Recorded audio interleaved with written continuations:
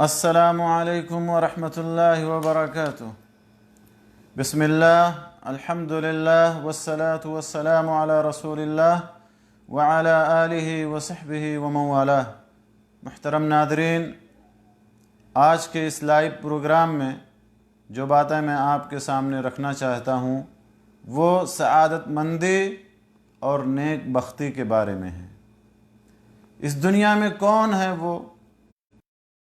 جسے سعادت، چاہے وہ مومن ہو، چاہے وہ کافر ہو، چاہے وہ نیک ہو، چاہے وہ گنہگار ہو، چاہے وہ مالدار ہو، چاہے وہ فقیر ہو، دنیا میں ہر شخص یہ چاہتا ہے کہ وہ خوشیوں سے بھری زندگی گزارے۔ ہر کوئی چاہتا ہے کہ اسے سعادت مندی حاصل ہو، ہر کوئی چاہتا ہے کہ اسے کوئی پریشانی اور تکلیف نہ ہو، ہر کوئی چاہتا ہے کہ وہ چین اور سکون والی زندگی اسے نصیب ہو، لیکن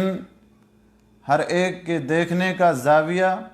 یا ہر ایک کے دیکھنے اور سوچنے کا نظریہ مختلف ہوتا ہے۔ سعادت مندی کے تعلق سے، نیک بختی کے تعلق سے، چین و سکون سے بھری زندگی کے تعلق سے ہر ایک کا سوچنے کا اور دیکھنے کا نظریہ مختلف ہوتا ہے۔ کوئی شخص مال و دولت سے بھری زندگی کو سعادت مندی سمجھتا ہے، کوئی شخص اعلیٰ عہدے خوش بختی اور نیک بختی سمجھتا ہے، کوئی شخص اونچی ڈگری اور اونچی تعلیم حاصل کرنے میں سعادت مندی اور خوش بختی اور نیک بختی محسوس کرتا ہے، اور کوئی دوسرے امور اور دوسری چیزوں میں۔ لیکن حقیقت یہ ہے کہ یہ تمام چیزیں، چاہے وہ مال و دولت ہو، چاہے وہ جاہ و منصب ہو، چاہے وہ اونچی ڈگری اور تعلیم ہو، یہ ساری چیزیں، یہ ساری باتیں سعادت مندی اور نیک بختی کا ایک حصہ اللہ کے قرب میں ہے، اللہ تعالیٰ کی رضامندی اور خوشنودی میں ہے، جہنم اور جنت کے حصول میں ہے۔ اللہ تعالیٰ کا فرمان ہے سورہ آل عمران آیت نمبر 185 میں، کل نفس ذائقۃ الموت، ہر نفس کو موت کا مزہ چکھنا ہے، وَإِنَّمَا تُوَفُّونَ أُجُورَكُمْ يَوْمَ الْقِيَامَةِ، اور تمہیں قیامت کے دن پورا پورا بدلہ دیا جائے گا، تمہارے اعمال کا پورا پورا بدلہ دیا۔ فَمَنْ زُحْزِحَ عَنِ النَّارِ وَأُدْخِلَ الْجَنَّةَ فَقَدْ فَازَ، جسے جنت سے ہٹ اس سے کسی کو مفر نہیں۔ دوسری بات یہ ہے کہ دنیا میں انسان جو اچھا اور برا کرتا ہے اسے قیامت کے دن اس کا پورا پورا بدلہ ملے گا۔ تیسری بات، کامیاب وہ شخص ہے جس نے اپنے رب کو، اپنے اللہ کو راضی کر لیا اور اس کے بدلے میں جنت حاصل کر لیا اور اسے جہنم سے نجات کر کے نکل گیا، وہ خوش نصیب ہے، اور جو اس کے فریب میں پھنس گیا وہ ناکام اور نامراد ہے۔ میرے دوستو، صحیح ابن حبان کے حوالے سے ایک مشہور حدیث ہے جس کے راوی سعد رضی اللہ تعالیٰ عنہ ہیں کہ رسول اللہ صلی اللہ علیہ وسلم نے ارشاد فرمایا، اربع من السعادہ، کہ چار چیزیں مندی کی، اس کے پاس خوشکن زندگی کی، اس کے پاس نیک بختی کی، یہ چار چیزیں ہوں گی۔ نیک عورت کے بارے میں رسول اللہ صلی اللہ علیہ وسلم سے پوچھا گیا کہ ای النساء خیر، کہ عورتوں میں کون سب سے بہتر ہے، تو آپ نے فرمایا التی تسرہ اذا نظر، کہ جب اس کی طرف دیکھے اس کا شوہر تو وہ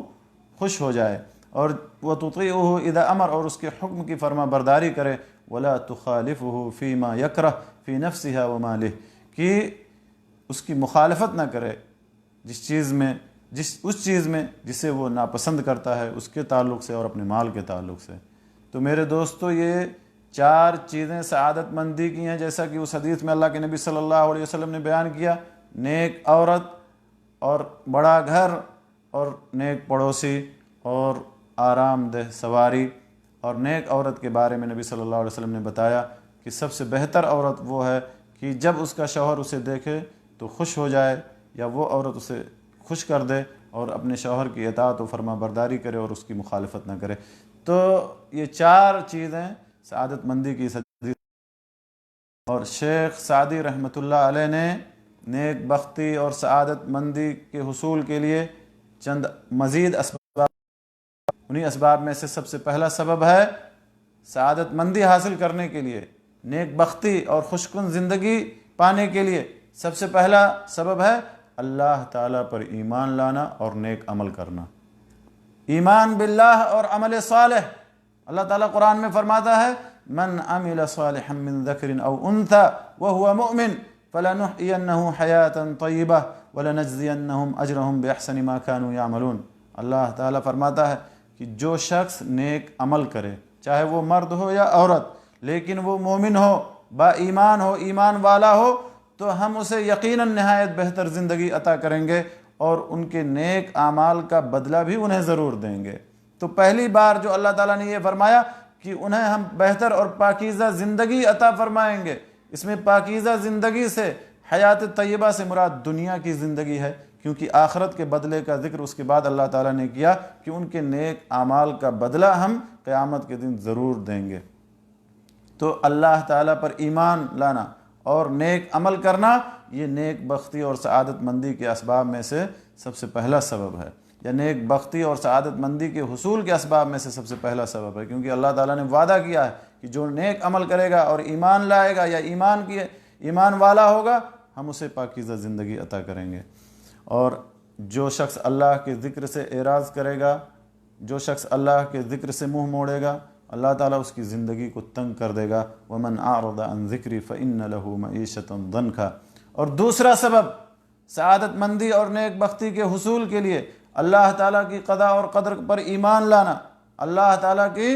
تقدیر پر، قضا اور قدر پر ایمان لانا، کیونکہ جب انسان اللہ تعالیٰ کی تقدیر پر، اللہ کی قضا اور قدر پر ایمان لاتا ہے تو اسے دلی اور نفسیاتی سکون حاصل ہوتا ہے، اور وہ کسی مصیبت پر، کسی پریشانی پر واویلا نہیں مچاتا ہے۔ اور یہ ارکان ایمان میں سے ایک اہم رکن بھی ہے جس پر ہر مسلمان کو ایمان لانا ضروری ہے، اللہ کی قضا اور قدر پر ایمان لانا، قضا اور قدر پر ایمان لانا، قدر اللہ ما شاء ما فعل، یہ کہنا کہ اللہ تعالیٰ نے جو لکھا تھا وہ ہوا۔ تیسرا سبب سعادت مندی اور نیک بختی کو حاصل کرنے کے لیے، سعادت مندی اور نیک بختی کو پانے کے لیے، خوشکن اور خوشگوار زندگی حاصل کرنے کے لیے تیسرا سبب ہے کہ کثرت کے ساتھ اللہ تعالیٰ کا ذکر کرنا، کثرت کے ساتھ اللہ تعالیٰ کو یاد کرنا، کیونکہ ذکر الہی یہ ایسی چیز ہے کہ جس سے تمام دنیا کے غم اور تمام پریشانیاں دور ہو جاتی ہیں اور انسان کو خوشیاں ہی خوشیاں حاصل ہوتی ہیں اور پاکیزہ زندگی نصیب ہوتی ہے، جیسا کہ اللہ تعالیٰ نے سورہ رعد کے اندر فرمایا آیت نمبر 28 میں الذین آمنوا وتطمئن قلوبهم بذکر اللہ الا بذکر اللہ تطمئن القلوب، کہ جو ایمان لائے اور ان کے دل اللہ کے ذکر سے مطمئن ہوتے ہیں۔ اور سن لو،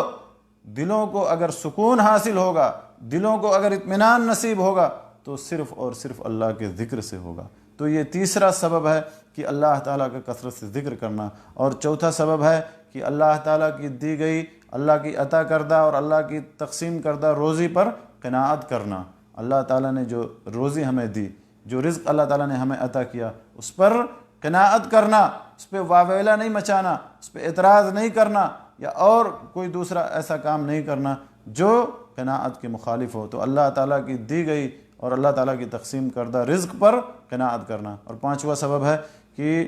غم اور پریشانی والے جو اسباب ہیں ان سے دور رہنا۔ اور چھٹا سبب یہ ہے کہ ہمارا یہ یقین ہو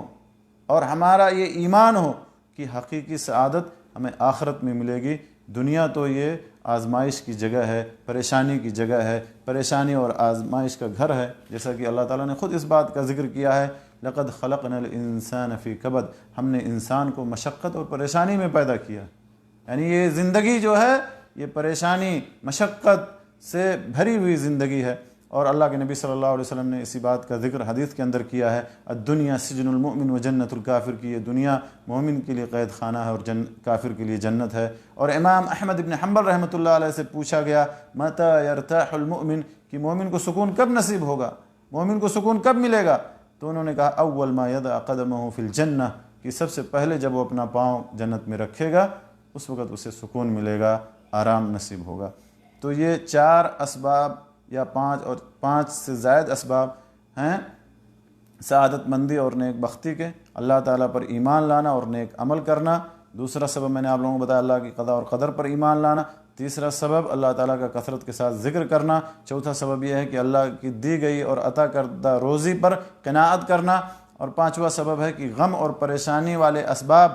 سے دور رہنا، اور چھٹا سبب یہ ہے کہ مومن کو یا ہمارا یہ یقین کامل ہونا کہ حقیقی سعادت ہمیں آخرت میں ملے گی، اور یہ دنیا دار ابتلا ہے، دار آزمائش کا گھر ہے۔ اللہ تعالیٰ سے دعا ہے کہ ہر جگہ نیک بختی اور سعادت مندی نصیب فرمائے۔ اللہ تعالیٰ جب تک ہمیں اس دنیا میں زندہ رکھے ایمان اسلام توحید پر، جب ہمارا خاتمہ ہو جان نکلے ایمان پر، اسلام پر، توحید پر، کلمہ لا الہ الا اللہ محمد رسول اللہ پر ہماری جان نکلے۔ وآخر دعوانا الحمدللہ